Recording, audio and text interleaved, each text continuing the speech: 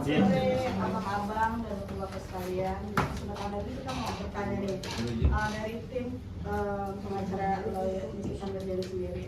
Di kesempatan hari ini mungkin ada yang ingin menjelaskan sesuatu mengenai banding dan hasil mediasi. Mungkin boleh dijelaskan. Ya, jadi terima kasih ya. Assalamualaikum warahmatullahi wabarakatuh. Terima kasih teman-teman media. Ya, jadi terkait dengan pertanyaan itu saya menjawab satu persatu nanti untuk bagian gugatan ya atau hasil mediasi kemarin itu nanti rekan saya menjelaskan terkait dengan hal itu, nanti Bang Maruli. Tapi prinsipnya begini, saya mau sampaikan dulu terkait dengan proses hukum banding ya. Nah, posisi banding saat ini memang kita tahu bahwa baik kami penasihat hukum maupun dari jaksa dalam hal ini juga mengajukan upaya hukum banding terhadap putusan Pengadilan Negeri Jakarta Selatan ya. Dua-duanya itu dilakukan banding baik terhadap Mail maupun terhadap Nikita juga diajukan banding.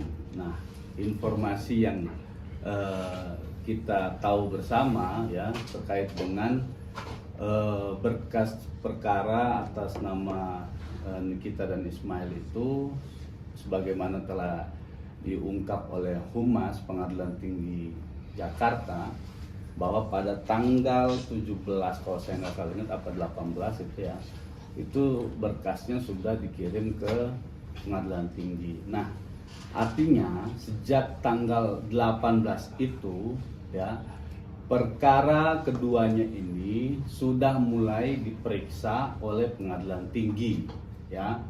Nah, berkenaan dengan hal itu kami menyampaikan beberapa poin ya penting untuk diketahui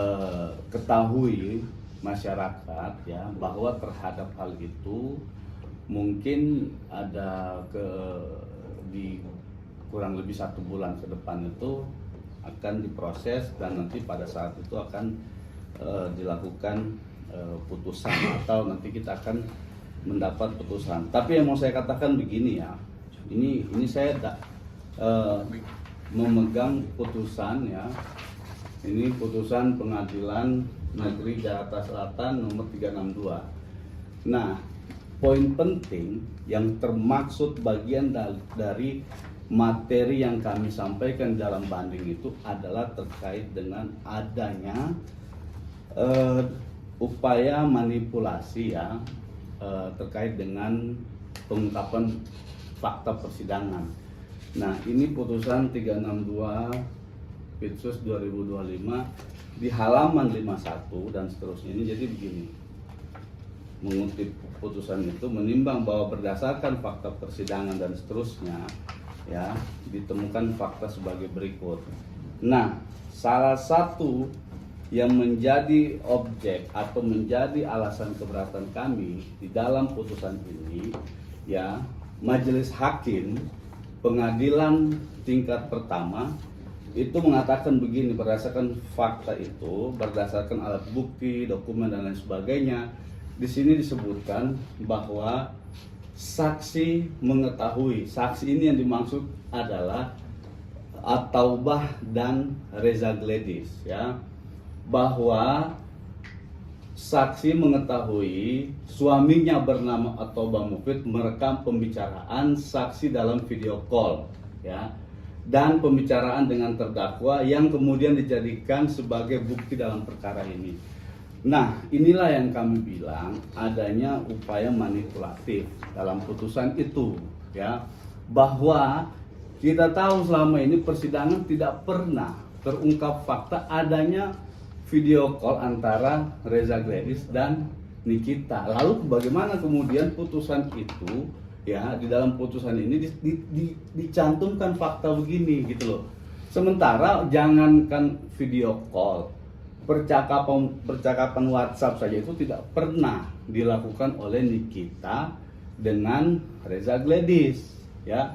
Nah, kemudian kami bingung kenapa kok dalam putusan ini ya Majelis Hakim mencantumkan terkait dengan fakta ini yang seolah-olah ya menyimpulkan adanya upaya dari Nikita untuk melakukan panggilan video call dan seterusnya terhadap Reza Gledis. Nah, padahal dalam fakta persidangan semua itu tidak pernah ada gitu. Nah, maka kami sampaikan dalam memori banding kami ya, tadi yang saya sampaikan salah satu poinnya adalah ini adalah upaya manipulatif dari putusan Pengadilan Negeri Jakarta Selatan ya, yang mencantumkan hal-hal yang tidak pernah terungkap di persidangan, sehingga menurut kami putusan tersebut layak untuk dibatalkan gitu ya. Nah, itu salah satu poin ya, itu yang paling krusial ya, karena memang sebenarnya dan fakta bukti manapun tidak pernah menunjukkan bahwa ada percakapan atau ada panggilan video call antara Nikita dengan Reza Gledis. Nah, ini sudah terkonfirmasi selama proses persidangan sampai berakhir gitu kan. Nah, kemudian yang kedua adalah terkait dengan adanya ya kesimpulan hakim yang mengatakan ada perintah langsung dari Nikita kepada Ismail ya untuk meminta uang. Nah, ini poin kedua ya. Bagaimana caranya? Lalu kemudian disimpulkan oleh majelis hakim itu karena Mail mengirimkan 3 buah gambar glowing booster cell dan 1 gambar nota pembelian.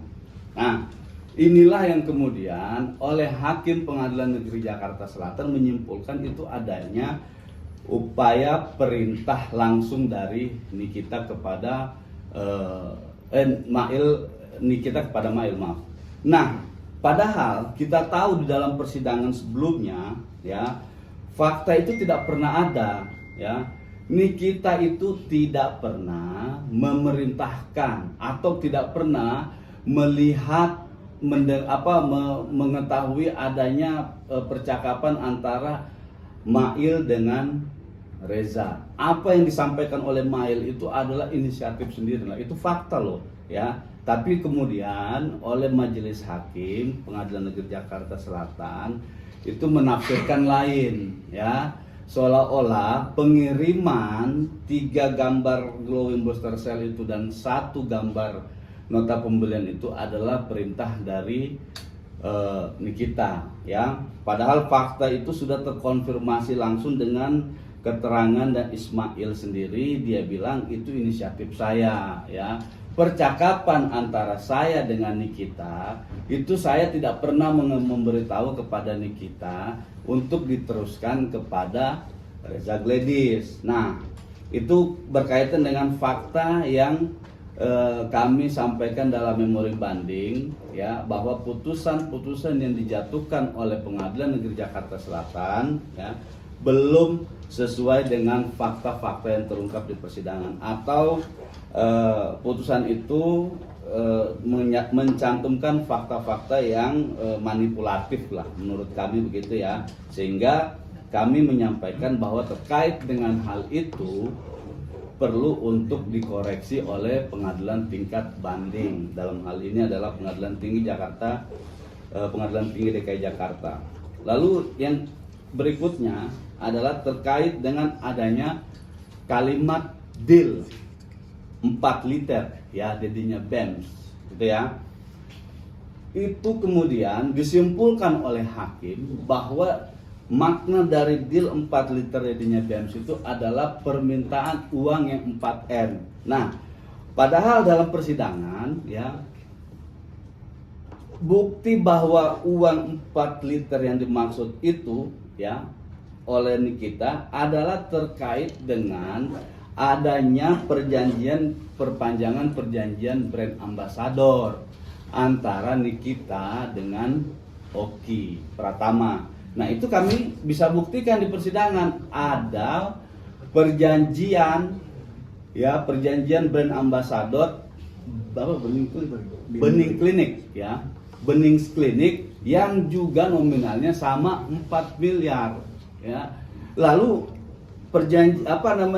deal 4 liter dedinya BEMS itu disalah tafsirkan oleh Majelis Hakim Pengadilan Negeri Jakarta Selatan dengan menafsirkan bahwa duit itu adalah duit dari Reza, ya, padahal itu duit dari Oki Pratama, dan kita bisa buktikan, kami membuktikan di persidangan bahwa ini ada pembayaran dari resi pembayaran Bank Mandiri, ya, itu kalau nggak salah ada di bukti T56 kami di di persidangan sebelumnya.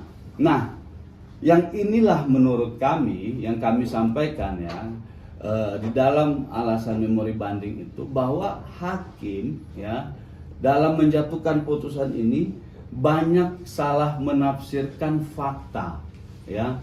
Kemudian hakim juga telah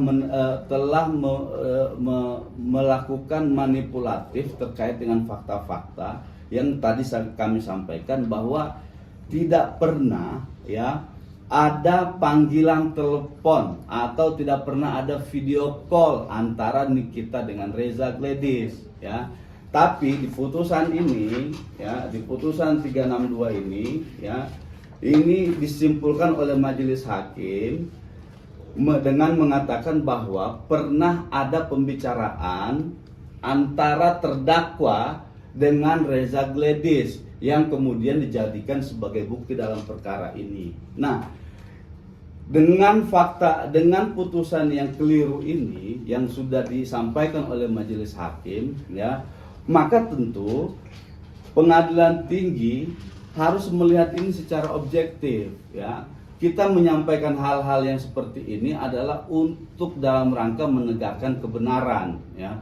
Ini sangat jelas terlihat bahwa disebutkannya kita melakukan panggilan video call itu tidak pernah ada. Jangankan panggilan video call, chat-chatan saja itu tidak pernah. Bagaimana kemudian bisa disimpulkan melakukan panggilan video call dengan Reza Gladys? Nah, kemudian berkaitan dengan itu, ya, kami mengharapkan kepada pengadilan tinggi, ya, untuk benar-benar memeriksa seluruh berkas perkara ini, memeriksa dengan objektif seluruh fakta-fakta yang ada di persidangan, sehingga putusan yang dijatuhkan oleh pengadilan tinggi Jakarta nanti itu lebih berpijak pada rasa kebenaran dan keadilan, ya, supaya juga tidak menafsirkan beberapa fakta-fakta persidangan yang salah sehingga seolah-olah memperlihatkan bahwa benar terjadi adanya dugaan tindak pidana seperti yang dituduhkan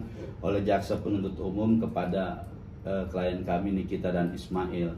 Nah, itu silakan. Ya. Bang, untuk bandingnya sendiri nanti prosesnya akan berapa lama? Katanya kalau dari pengadilan tinggi kan bilang karena ini dapat atensi publik yang sangat itu akan lebih cepat lah putusannya untuk putusan banding sendiri. Iya, kan kemarin saya kan juga mendengar, ya, dari media pernyataan dari Humas PT, ya. Memang perkara ini menjadi perhatian publik, ya, penting sebenarnya untuk menjadi perhatian publik karena ini berkaitan dengan kesehatan, sebenarnya kesehatan terkait dengan skincare dan lain sebagainya. Nah, di sini karena masuknya adalah sebagai atensi dari perkara publik yang penting untuk diputus, ya, maka kemarin, ya, saya melihat itu pernyataan dari PT terkait dengan ini tidak lebih dari sebulan, atau mungkin kalau kita berbicara penyerahan berkas di tanggal 17 atau 18, ya, berarti di tanggal 18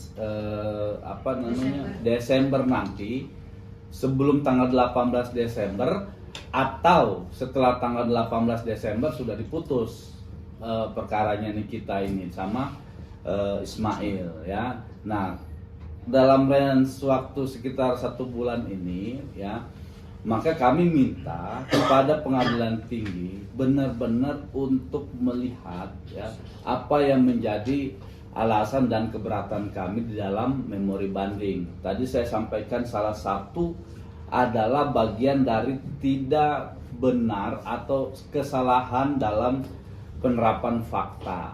ya, fakta-fakta yang disampaikan oleh Pengadilan Negeri Jakarta Selatan yang berkaitan dengan adanya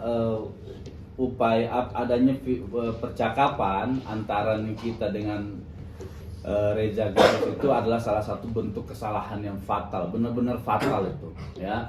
Tidak pernah ada fakta itu, tapi di dalam persidangan, di dalam putusan dicantumkan bahwa itu adalah fakta yang terjadi, ya. Itu versi dari putusan ini, putusan 362, ya. Teman-teman media tahu, masyarakat tahu, selama proses persidangan Nikita Mirzani tidak pernah melakukan panggilan video call dengan Reza Gladys, ya. Itu clear, sudah terkonfirmasi dari persidangan awal sampai terakhir. Tidak ada. Tapi kenapa dalam putusan ini dicantumkan bahwa Nikita pernah melakukan panggilan video call dengan Reza Gladys, dan itu dijadikan sebagai bukti di perkara ini, ya. Jadi apa maksudnya dengan fakta yang dicantumkan dalam putusan ini? Jadi Nikita terlihat seolah-olah Nikita ini adalah orang yang aktif, ya, orang yang mau meminta uang, ya, dengan putusan yang keliru ini, ya, menurut kami adalah putusan keliru, ya. Maka Nikita dianggap adalah sebagai orang yang aktif dalam proses itu, gitu. Nah, itu salah satu. Yang kedua adalah terkait dengan penerapan pasal, ya. Pasal kita tahu dalam tuntutan jaksa penuntut umum dan dalam surat dakwaannya itu adalah berkenaan dengan pasal 27B, ya. Pasal 27B itu isinya apa? Pasal 27B itu adalah berkaitan dengan ancaman pencemaran atau ancaman membuka rahasia, ya. Nah, putusan ini kami anggap keliru. Karena apa? Kalau ini disebut adalah sebagai ancaman membuka rahasia, ya, maka rahasia itu belum terbongkar. Itu sudah berkali-kali kita sampaikan dalam proses persidangan sampai akhir, dan sampai hari ini kita sampaikan juga. Nah, kalau misalnya ini saya mau bicara hukum, ya. Tadi bicara fakta, tapi saya ini mau bicara hukumnya. Undang-undang manapun, ya, yang ada di Indonesia ini itu mengatur ada dua, lex spesialis atau lex general atau lex spesialis, ya. Dalam asas hukum ini, kalau sudah diatur dalam sebuah lex spesialis, maka lex generalnya harus kesampingkan. Oke? Nah, kalau kita berbicara masalah terkait dengan yang sekarang ini adalah pasal 27 adalah berkenaan dengan pencemaran, ya. Pencemaran itu kalau kita hubungkan dengan fakta persidangan di lex spesialisnya itu ada di pasal 27A. Oke?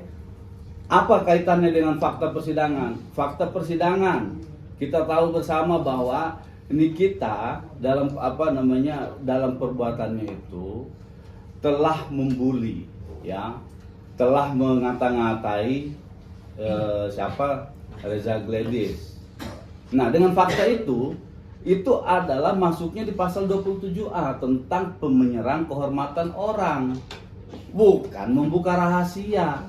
Membuka rahasia mana? Kalau dikatakan Reza Gladys abu-abu, ya itu yang dilihat Nikita warnanya abu-abu, gitu loh, ya. Kalau dibilang itu adalah mengancam pencemaran, maka pencemaran itu masuknya di pasal 27A Undang-Undang ITE, itu lex spesialisnya. Nah, kalau di lex generalnya itu ada di pasal 310, 311 KUH pidana yang sekarang yang lama, ya, karena kita sudah menggunakan nanti di awal tahun 2026 ini ada KUHP baru kita. Nah, ini yang saya bilang, yang kami bilang bahwa terhadap putusan ini, ya, ada kesalahan dalam penerapan hukumnya, ya, berkenaan dengan pasal 27B ayat 2 junto pasal 45 ayat 10. Nah, hal inilah yang kami bilang bahwa terhadap putusan ini harus di cross check, ya, apalagi dikatakan bahwa pasal 27B itu adalah unsur pemerasan. Ya. Mana ada unsur pemerasan di pasal 27B itu? Kalau mau pasal pemerasannya itu ada di pasal 27 ayat 4. Nah, itu tadi yang saya bilang, kalau kita bicara di lex generalnya, KUHP-nya ada di pasal 368. Kalau di ITE-nya ada di pasal 27 ayat 4 gitu. Nah, sehingga dengan fakta ini sebenarnya tidak boleh ada kesalahan, satu dalam penerapan fakta, dua kesalahan dalam penerapan hukum ya. Dalam putusan pengadilan yang berkaitan dengan Nikita dan Ismail ini, menurut kami dua hal itu salah diterapkan oleh Pengadilan Negeri Jakarta Selatan. Untuk itu kami berharap ya Pengadilan Tinggi bisa meng-cross-check kembali kesalahan-kesalahan itu dengan cara membatalkan putusan ini, gitu teman-teman. Tapi kenapa sih bang di split bang? Iya. Apa? Katanya di split ya bang. Apa tuh? Kita sama si Mahir ini kan, padahal kan kasusnya sama bang. Iya kan dari awal kasusnya di split, Iya. dari pengadilan negeri di split, maka di pengadilan tinggi juga di split. Kalau di pengadilan Jakarta Selatan Nikita 362, Mail 363. Kalau di PT Nikita 255 kalau nggak salah, Mail 256. Jadi tetap perkara itu di split, salah satunya tidak boleh digabung karena dari awal sudah di ini. Sama tadi.